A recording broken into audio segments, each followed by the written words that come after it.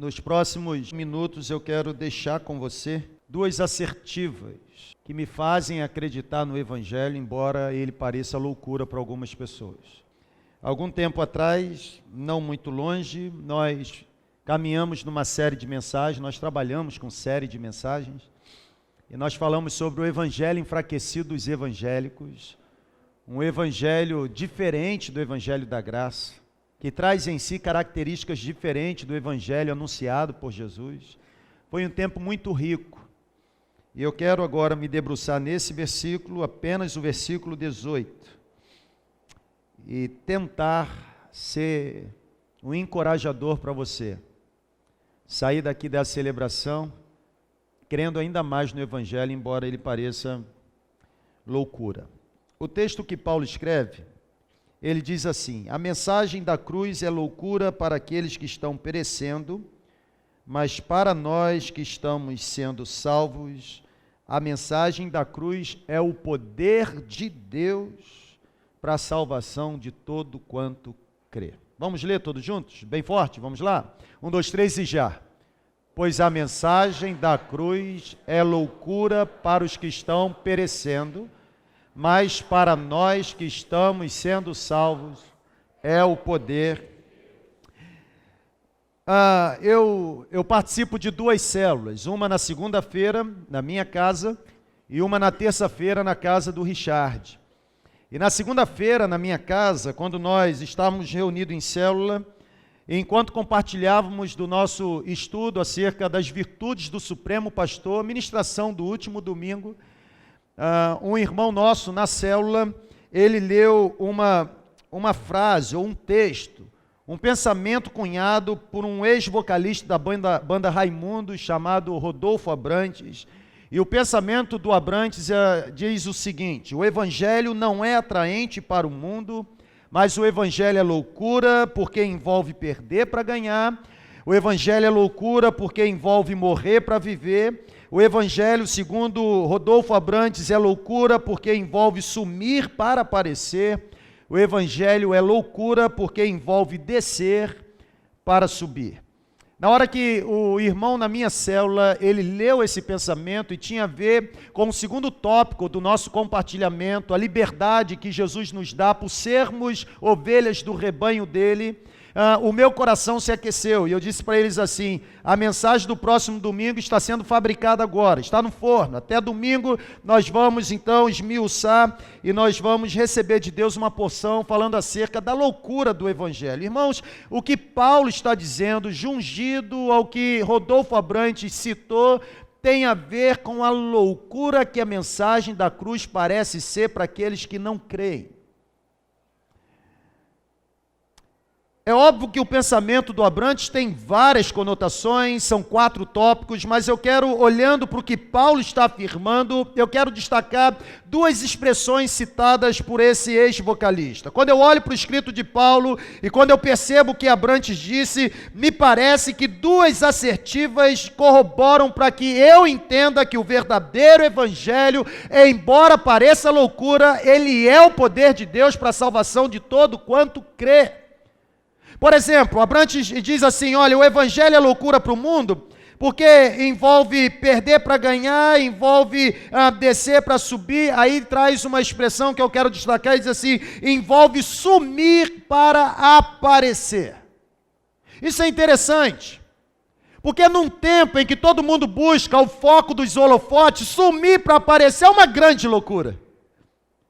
E só tem esse comportamento de anonimato, de trabalhar como riperetas no porão do navio, nos bastidores, não querendo ser visto pela multidão. Me parece que só consegue absorver essa assertiva quem faz do Evangelho, embora parecendo loucura, quem faz do Evangelho a finalidade última da sua vida. Se você chegou aqui desencorajado ou acreditando num Evangelho enfraquecido, eu queria contribuir para que você nessa noite conhecesse o verdadeiro Evangelho, um Evangelho que não tem a ver com imagem, o Evangelho que não é um Evangelho midiático, o Evangelho que não precisa do poder do marketing para sobreviver, mas o Evangelho que, apesar de parecer loucura, é o poder de Deus para a salvação de todo aquele que crê. Aleluia!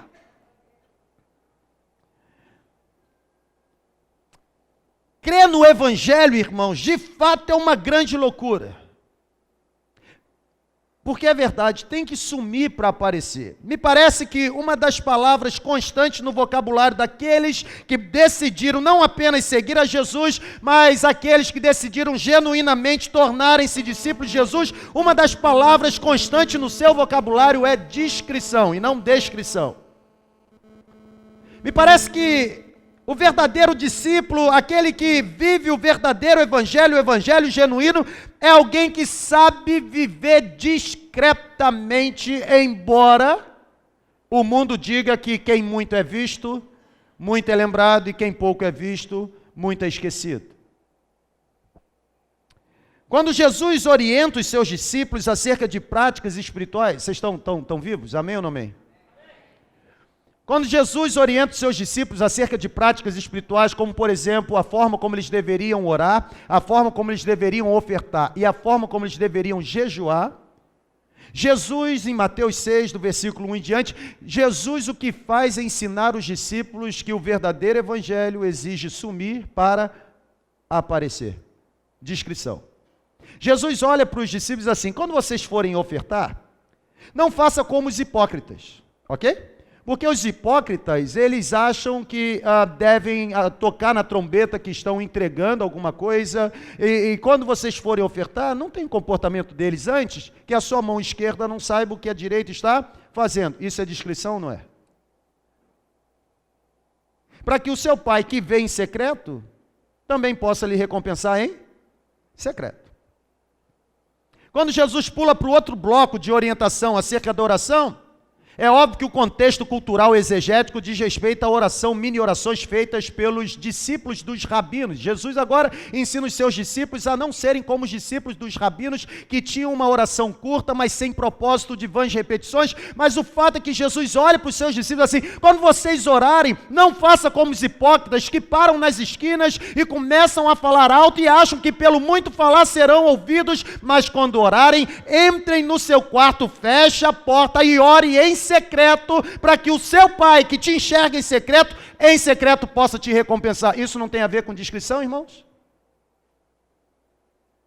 Quando Jesus fala acerca do jejum, ele olha para os seus discípulos assim: olha, vocês quando forem jejuar, lava o rosto, muda o semblante, não fica com essa de autopiedade, para que as pessoas achem que você é muito espiritual. Não, lave o rosto, para que o que você faz em secreto, o seu pai que enxerga o que é secreto, possa recompensar você.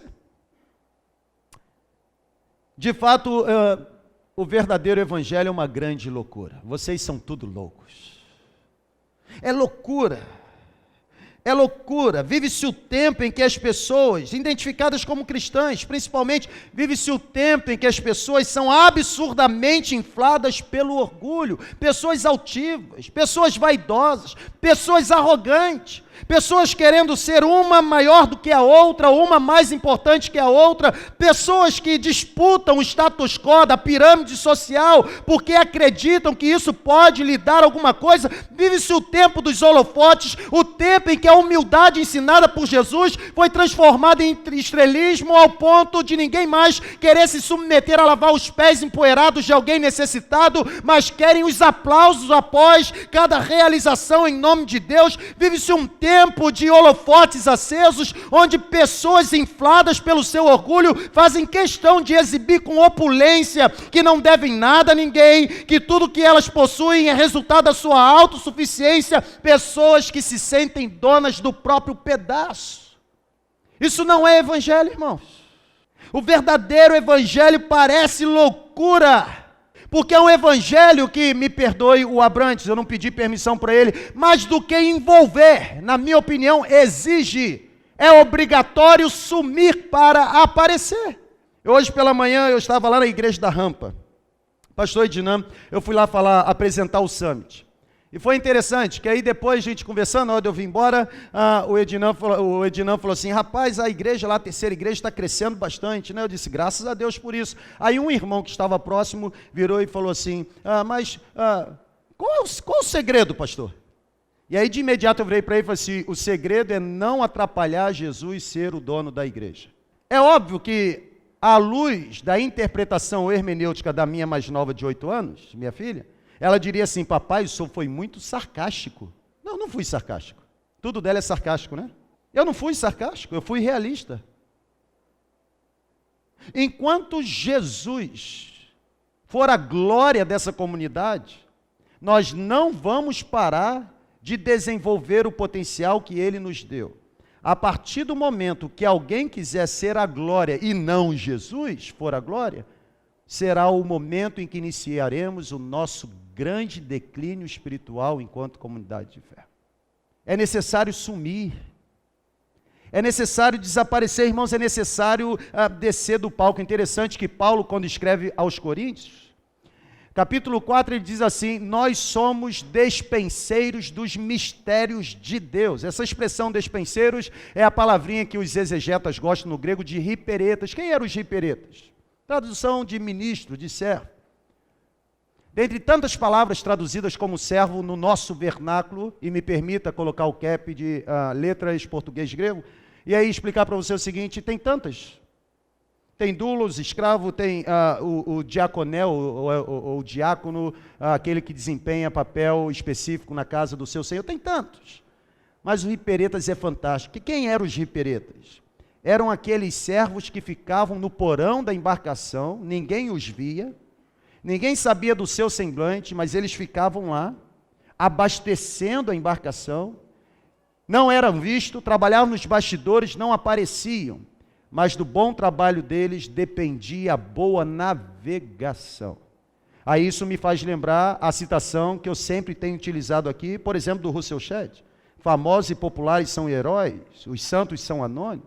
Do George Miller, o grande missionário, que diz: olha, ninguém deve procurar ser honrado, ovacionado, exaltado no mundo em que o seu mestre foi tão humilhado. Do John Maxwell, quando diz que os líderes da atualidade, enquanto estão atrás de títulos, o maior líder da história sempre esteve à procura de uma bacia com um bocado de água e uma toalha para servir as pessoas necessitadas. É bom olhar e perceber o teólogo alemão Dietrich Bonhoeffer quando diz o seguinte: igreja só é igreja quando é igreja para os de fora. William Temple quando diz: olha, a igreja é a única sociedade corporativa cujos verdadeiros beneficiados são os não membros. Irmãos, que tal nós desaparecermos ainda mais do cenário e deixar que a glória de Deus possa resplandecer através de nós? O que vocês acham? Apoiado, tal, em discussão. Vamos lá, o que vocês acham? Os que são favoráveis, digam sim. Esse negócio é legal, né, irmãos? Resgatando a origem. Vive-se o tempo, irmãos, dos holofotes. Vive-se o tempo midiático. Vive-se o tempo das imagens. Existe um francês chamado Régis Debray. Régis Debray escreveu um livro sobre a transição das épocas ou das eras. Ele diz que lá no início nós formávamos uma era chamada logosfera. Isso, logosfera. Nós éramos influenciados pelo logos, pela palavra, tal e tal. E aí vem então a evolução da humanidade e há um transicionamento da logosfera para a grafosfera. E segundo o Régis Debray, é interessante porque o que o Martim Lutero fez em 1500 e alguma coisa, foi século XVI, não é isso? 31 de outubro, Reforma Protestante, fixando aquelas 95 teses na igreja de Wittenberg, nada mais é do que a grafosfera. Nós agora passamos a ser influenciados não apenas pela palavra, mas pelo que se lia. Mas Régis Debray olha para nós hoje assim: nós não somos mais da logosfera, da grafosfera, mas hoje nós formamos uma sociedade classificada como videoesfera. Somos influenciados pela imagem. Basta uma novela da emissora mais poderosa do nosso país lançar uma moda, que essa moda é reproduzida em todos os cantos do nosso território nacional. Num tempo em que a imagem é valorizada, preste atenção nisso, no tempo em que a imagem é valorizada, o convite do Espírito Santo para mim e para você hoje é o seguinte: saia do palco, deixe as luzes se apagarem e permita que Jesus seja a glória da comunidade que vocês compõem. Jesus precisa ser a glória. Interessante que o tempo de hoje é marcado por pessoas que têm satisfação própria, pessoas que se sentem totalmente independentes por causa do seu próprio esforço, capital de conhecimento, poder intelectivo, pessoas que acham que não precisam da cooperação de mais alguém. E é tempo de olhar para a Bíblia, olhar para o que Paulo está dizendo, dizer o seguinte: olha, irmãos, o Evangelho é loucura sim. O Evangelho é loucura porque nós não vamos ceder à tentação de correr atrás da fama, do sucesso, da honraria do povo, mas nós faremos com que Jesus necessariamente se torne a glória entre nós. Jesus precisa ser e deve ser o responsável por todo o nosso sucesso. Todas as nossas conquistas devem ser dele e para ele. É por isso que o Evangelho parece loucura. Paulo, quando escreve a sua carta aos Filipenses, diz o seguinte: olha, ninguém considere-se superior ao outro. Cuidado com a arrogância, com a vaidade. Não se vanglorie, é a expressão de Filipenses 2:3. Não se vanglorie em si mesmo, mas considere o outro superior a você. Paulo, quando escreve aos Colossenses, diz assim: ninguém tem um pensamento acerca de si mesmo mais elevado. Paulo escreve isso também aos Coríntios. Num tempo em que as pessoas querem se sentir a próxima sensação do século, o Evangelho, que é loucura, continua dizendo para mim e para você o seguinte: contente-se em trabalhar nos bastidores, porque ser servo no reino de Deus é um grande privilégio. Importa que ele cresça e que eu diminua, conforme disse João Batista, e parafraseando, importa que ele apareça e que eu suma. Quanto menos de mim existir em mim, mais de Deus haverá em mim. Quanto mais de mim estiver em mim mesmo, menos de Deus haverá em mim. A pergunta que eu faço é: você quer mais de Deus ou você quer mais de você mesmo? Se você quer mais de Deus, comece a abaixar o seu nariz. Coloque-se no seu lugar. Esvazie-se de si mesmo.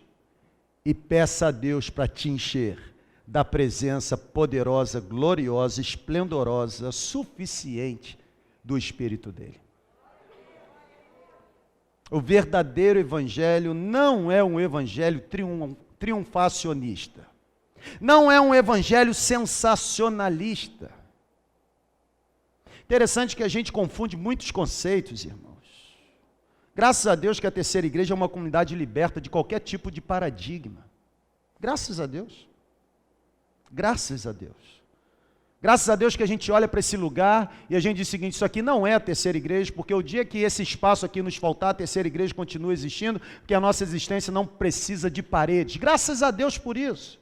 Graças a Deus que a gente olha e consegue respeitar cada um na sua diferença. Deus não nos chamou para sermos uniformes, Deus nos chamou para sermos unidos, e unidade não é uniformidade, porque é necessário haver unicidade. A sua diferença completa a minha deficiência. O fato de você ser diferente de mim me abençoa, porque o que eu não consigo fazer, você, por ser diferente de mim, faz, e me abençoa. E a Bíblia diz assim: cada um usa o dom para aquilo que lhe é proveitoso. E quando Paulo escreve a sua carta aos Efésios, capítulo 4, depois diz do versículo 11 que Deus deu um para apóstolos, profetas, pastores, evangelistas e mestres, apóstolos, profetas, evangelistas, pastores e mestres, Paulo diz assim: Deus distribuiu dons espirituais, preste atenção nisso. Deus distribuiu dons espirituais à igreja, à comunidade de fé, aos servos dele. Quem tem dom espiritual aqui, levante a mão em nome de Jesus. Quem tem dom espiritual? Não tem um cristão que tenha o Espírito Santo que não possua pelo menos um dom espiritual, como não haverá cristão que possua todos os dons espirituais. Você, pelo menos um, você tem. E Deus fala assim: você deve usar com o fim de aperfeiçoar os santos. O que Deus te deu não é para levar glória para você. O que Deus te deu não é para você se sentir superior ao outro. O que Deus te deu não é para você se sobrepor, pelo contrário. Deus te deu uma capacitação espiritual para que você possa exercer essa capacitação espiritual, desenvolvendo alguma atividade específica para abençoar pessoas e glorificar o nome dele. Se você não usa o dom para isso, você está colocando em xeque o dom que Deus te deu. No reino de Deus, ninguém mais precisa aparecer senão ele. Tem alguns pastores que são loucos no sentido negativo. Nós somos loucos no sentido positivo. Porque eles ficam disputando quem será o pastor da maior igreja da cidade. É uma loucura, irmãos. Porque por mais que eles se esforcem, eles nunca serão pastores da maior igreja da cidade. Porque já existe a maior igreja, já existe um pastor da maior igreja, ele não abre mão de ser pastor da maior igreja, e o nome dele é Jesus. Ninguém conseguirá ter uma igreja maior do que a igreja do nosso supremo pastor chamado Jesus. Eu tenho dito isso para vocês, eu tenho vivido isso na minha casa. A maior igreja que o Adonias Júnior vai monitorar na vida ministerial está composta por 3 membros: Aline, Maria Eduarda e Mariana. No dia que eu fracassar em pastorear minha esposa e minhas 2 filhas, a Bíblia diz que eu não posso liderar nada no reino de Deus, e tem uma porção de pastor com família fracassada querendo dar lição de moral para quem está sofrendo com família em casa. Tem que colocar a casa em ordem para depois ter direito de falar. Amanhã é dia, da mensagem está lá no Facebook, ó, Adonias Júnior sendo elogiado. É loucura. É loucura. É loucura. Quando Isaías visita o rei Ezequias, Isaías diz assim: Deus mandou vir aqui dizer para você que você precisa colocar a casa em ordem e que você vai morrer. Ezequias vira para a parede, chora, pede a Deus 15 anos, Deus dá, mas ele não coloca a casa em ordem. O que acontece? Eli, um excelente sacerdote, era capaz de olhar para Ana e dizer que Ana era filha de Belial, porque viu Ana balbuciando e não emitindo som. Mas ao mesmo tempo não tinha capacidade de liderar no Senhor Rofine e Finéias e seus filhos. A Bíblia diz no livro 1 Samuel que Rofine e Finéias, os filhos do sacerdote Eli, transformaram a tenda do encontro em prostíbulo. Por isso Deus os matou. Davi, um homem segundo o coração de Deus, excelente rei para Israel. Era capaz de derrotar urso, leão e Golias, mas não era capaz de confrontar com a verdade os seus filhos. Quando soube que Aminon violentou sua filha Tamar e que Absalão, seu outro filho, queria matar Aminon, Davi não fez nada. Omisso. Tem muita gente hoje assim, querendo aparecer, mas sem fazer o dever de casa. Faça o dever de casa primeiro, meu filho. Faça o dever de casa.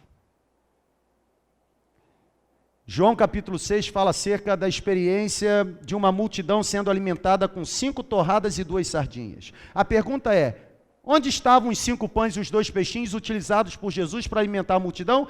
Estava na mochila de um menino. Onde esse menino estava, irmãos? A Bíblia diz que o menino estava no meio da multidão. Sumido, esquecido, misturado.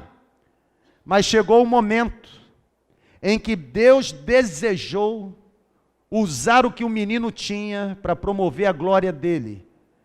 A Bíblia diz que Jesus tira o menino de trás da multidão e traz para frente da multidão.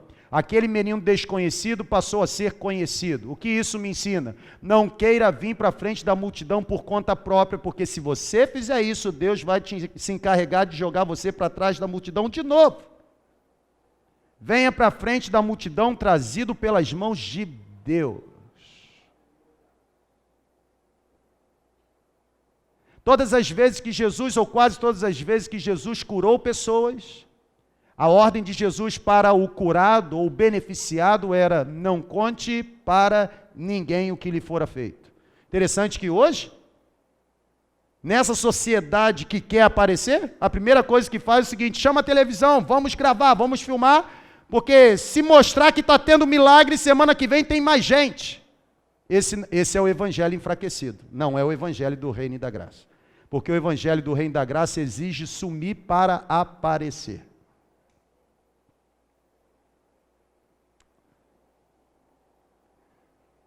Quando Paulo escreve a sua carta aos Filipenses, capítulo 2, versículo 5 ao 10, Paulo diz o seguinte: a melhor coisa que vocês fazem no reino é sumir mesmo, irmãos.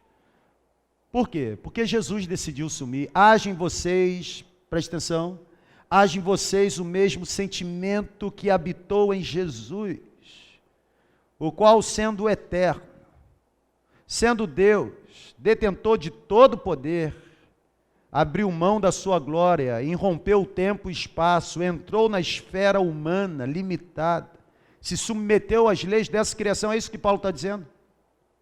Sendo Deus, não teve por usurpação alguma o ser igual a Deus, mas humilhou-se, esvaziou-se, decidiu não aparecer.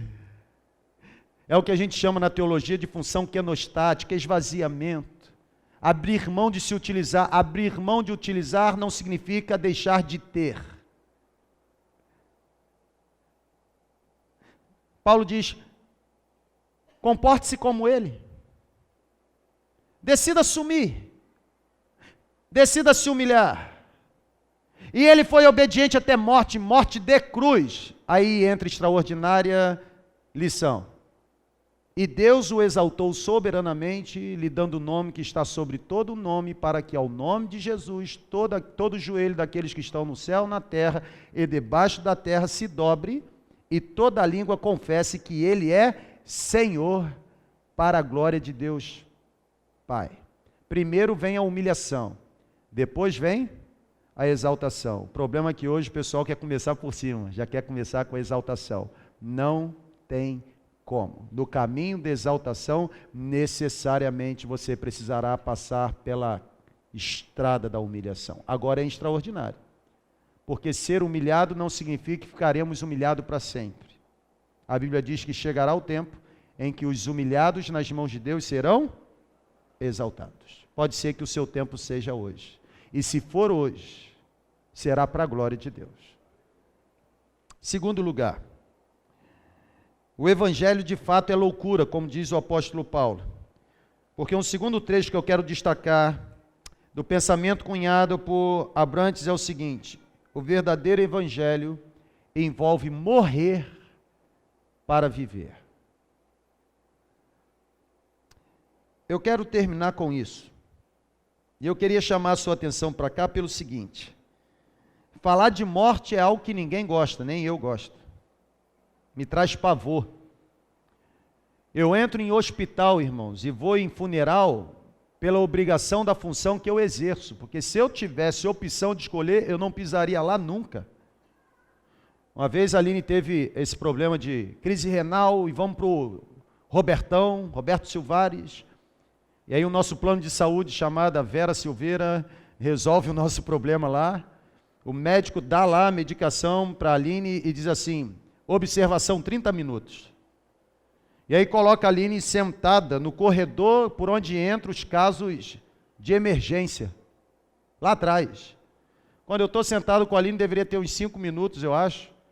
Aí entram 2 mulheres, sofreram acidente de trânsito, moto, e elas chegam com o dedo pendurado. Irmãos, quando eu vi aquilo, eu virei para ele e falei assim: levanta, vamos embora. Ela disse: não, 30 minutos, que 30 minutos, vamos embora agora. O médico sou eu, minha filha, você está curado em nome de Jesus, vamos embora. Eu não gosto de hospital, aliás, ninguém gosta, mas eu menos ainda. Cemitério então, irmãos, cemitério é coisa para quem está morto, não para quem está vivo. Mas a grande verdade é que apesar da gente não gostar de falar de morte, vida por meio da morte é um dos mais profundos paradoxos da fé e da vida cristã.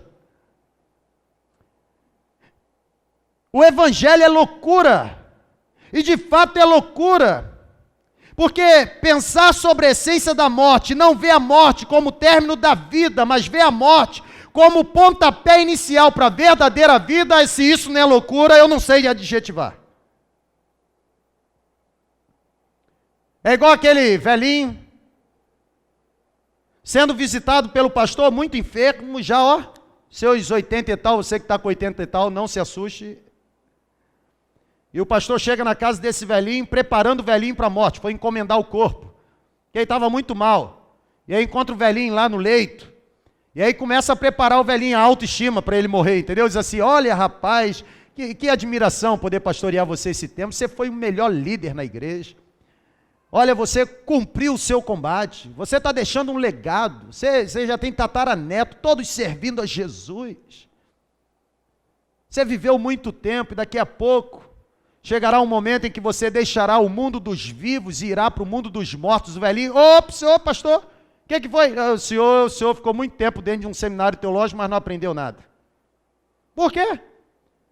Porque o Senhor falou uma das grandes besteiras em toda a sua caminhada ministerial. Se eu morrer agora, eu não vou deixar o mundo de vivo e ir para o mundo dos mortos. Pelo contrário, se eu morrer agora, eu vou deixar o mundo dos mortos e vou entrar no mundo dos vivos. Porque a verdadeira vida não é a vida que a gente vive agora, mas a verdadeira vida é que se inicia após a morte. É loucura ou não é, irmãos? O Paulo, ele escreve a sua carta e diz assim: olha, para mim, eu já estava com Cristo há muito tempo. Sabe o que ele está dizendo? Eu já tinha partido dessa, ó. Eu estou aqui por causa de vocês. O apóstolo Paulo fala. Porque para mim, o viver é Cristo e o morrer é saldo positivo, é lucro. O Paulo, quando escreve a carta aos Gálatas, fazendo rompimento com o judaísmo, capítulo 2, versículo 20, diz assim: eu já morri, eu já estou crucificado com Cristo.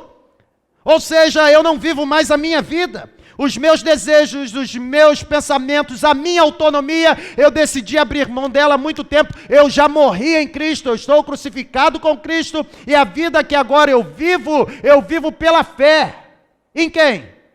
Em Cristo, o qual me amou, o qual se entregou por mim. Vida através da morte é um dos grandes paradoxos da fé cristã. O cristianismo oferece vida, porém deixa muito claro que a estrada para alcançar a verdadeira vida é caminhar em direção à morte. Quando Jesus chama os seus discípulos, o convite de Jesus foi: olha, você quer ser meu discípulo? Então negue-se a si mesmo, ou seja, pare de viver para você mesmo, pare de viver intensamente para conquistar os seus próprios objetivos. Você agora precisa viver a minha vida, você precisa percorrer os meus objetivos. Agora negue-se a si mesmo. E depois, tome a sua cruz e siga-me. Naquele tempo, a tradição dizia que o meio de execução romano era a cruz. Quando um condenado caminhava para o local da sua morte, ele era obrigado a pegar a sua cruz, colocar nas suas costas e pela via crucis ir até o local exato em que a sua cruz seria fincada e o seu corpo seria estendido. Por isso que Jesus carregou a própria cruz. Carregar a própria cruz significava caminhar em direção para o local onde seria morto. Sabe qual é o convite que Jesus fez para mim e para você, para que nos tornássemos discípulos dele? Carregue a sua cruz. Tem gente pensando que a cruz é a sogra, é a mulher, é o marido. Não é não, irmãos. É caminhar para a direção da morte. Se você é discípulo de Jesus, preste atenção nisso em nome de Jesus. Se você é discípulo genuíno de Jesus, se você está seguindo a Jesus, só existe um local para onde você está indo, e não é para Disney, não é para Israel, não é para a França, não é para as 7 belezas do mundo, não. Se existe um local para onde você está indo por ser discípulo de Jesus, você está indo em direção ao lugar da sua morte. Conforme escreveu o respeitável teólogo alemão Dietrich Bonhoeffer, quando Cristo chama alguém para vir, Ele chama para vir e para morrer.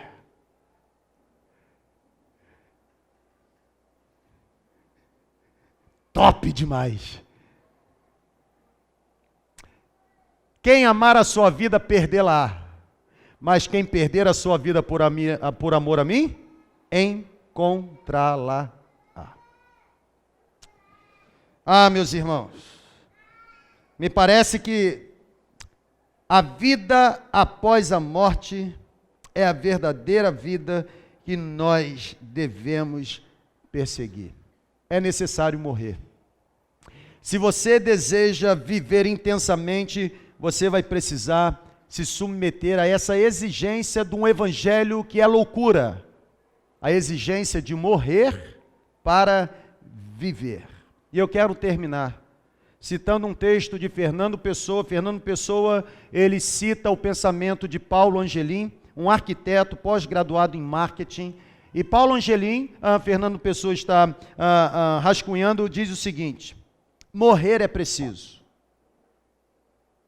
Presta atenção. Morrer é preciso.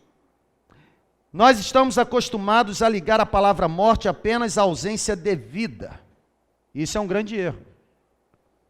Existem outros tipos de morte e precisamos morrer todo dia se nós quisermos encontrar a verdadeira vida. A morte nada mais é do que uma passagem, a morte nada mais é do que uma transformação. Não existe planta sem a morte da semente, não existe embrião sem a morte do óvulo, não existe embrião sem a morte do espermatozoide, não existe borboleta sem a morte da lagarta, e isso é muito óbvio. A morte nada mais é do que o ponto de partida para o início de algo novo. A morte é a fronteira, diz Paulo Angelim, entre o passado e o futuro. Se você quer ser um bom universitário, mate dentro de você o secundarista aéreo que acha que ainda tem muito tempo pela frente. Morrer é preciso. Se você deseja encontrar a verdadeira vida, você necessitará morrer. Quer ser um bom profissional? Mate dentro de você o universitário descomprometido e descompromissado, que acha que a vida se resume a estudar só o suficiente para fazer as provas. Você quer encontrar a verdadeira vida? Você precisará morrer. Você precisará morrer. Se você desejar ter um bom relacionamento, você deverá matar dentro de você o jovem inseguro, ciumento, crítico, exigente, imaturo, egoísta, ou então matar o solteiro solto, que pensa que pode fazer planos sozinho sem ter que dividir espaços, projetos e tempo com mais alguém. Você quer ter uma vida relevante? Tendo boas amizades? Você precisará morrer. Você precisará matar dentro de você a pessoa insatisfeita, descompromissada, que só pensa em si mesma. Você precisará matar a vontade de tentar manipular pessoas de acordo com a sua conveniência. Você precisa morrer.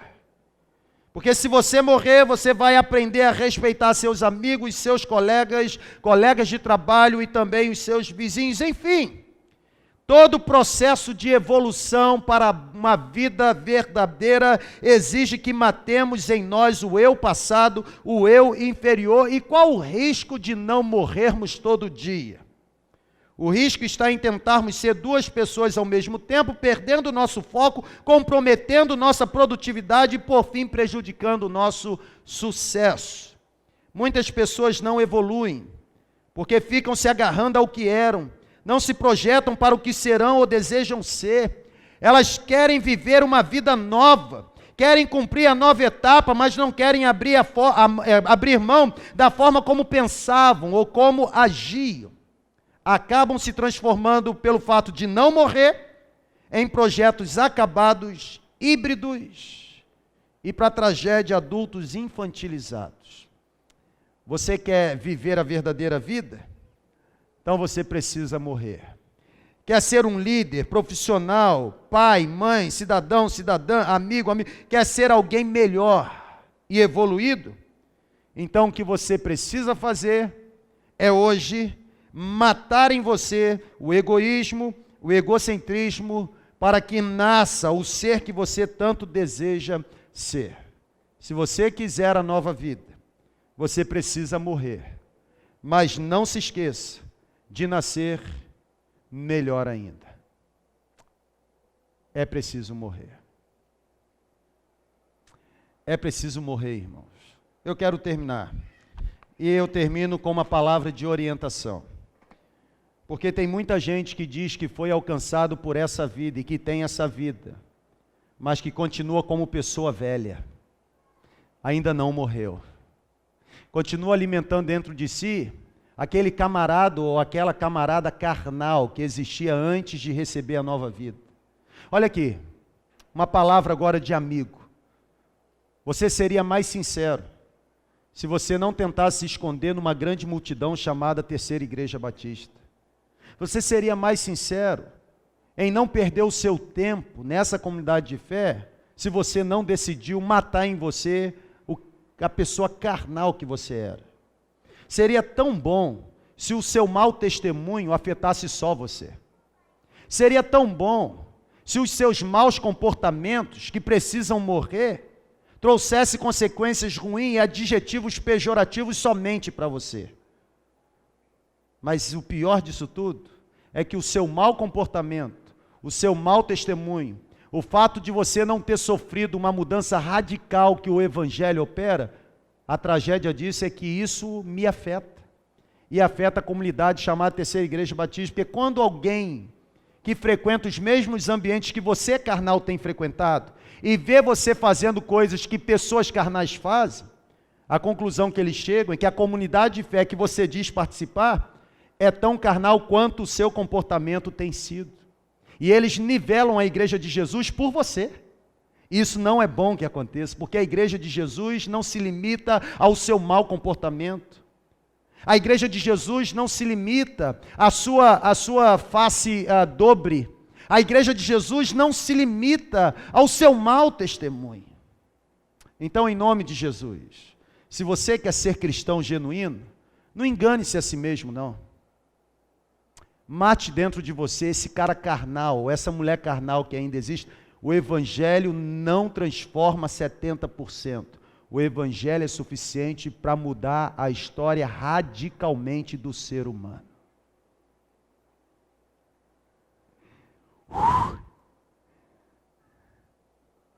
A minha oração é que o seu testemunho não leve pessoas a achar que o evangelho é do tamanho desse evangélico que ela conhece. O Warren Wiersbe diz isso no livro Crise de Integridade. Nós damos tão mau testemunho que levamos as pessoas a acharem que o evangelho de Cristo é do tamanho do testemunho dos evangélicos. O provérbio malaiano diz que o que você é fala tão alto que ninguém mais precisa ouvir o que você está dizendo. A minha oração é que você saia dessa celebração entendendo que o evangelho é loucura, porque não há meio termo. Ou você foi transformado, ou você não foi transformado. Ou você é espiritual, ou você é carnal. Ou você pertence àquele que é de cima, ou você pertence àquele que é de baixo. Ou você anda na luz, ou você anda nas trevas. Ou você é de Deus, ou você é do diabo.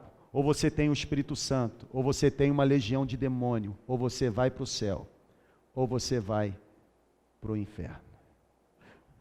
Para aqueles que estão ouvindo pela internet, vocês que ficam julgando o monitor de turma da terceira igreja, dizendo que na terceira igreja vale tudo, porque você conhece pessoas que estão na terceira igreja fazendo tudo, apesar de não dever satisfação para vocês, para libertar vocês do pecado que vocês têm cometido, eu quero dizer que nessa igreja não vale tudo.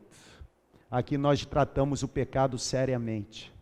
E nós acreditamos que vida cristã é vida em santidade, é vida em integridade. Infelizmente, eu não sou responsável pelo testemunho individual das pessoas.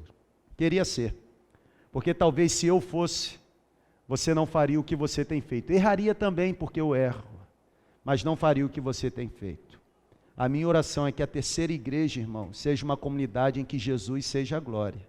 Mas para a glória de Jesus brilhar, é necessário limpar o vaso, porque o Espírito Santo não é derramado em pote sujo.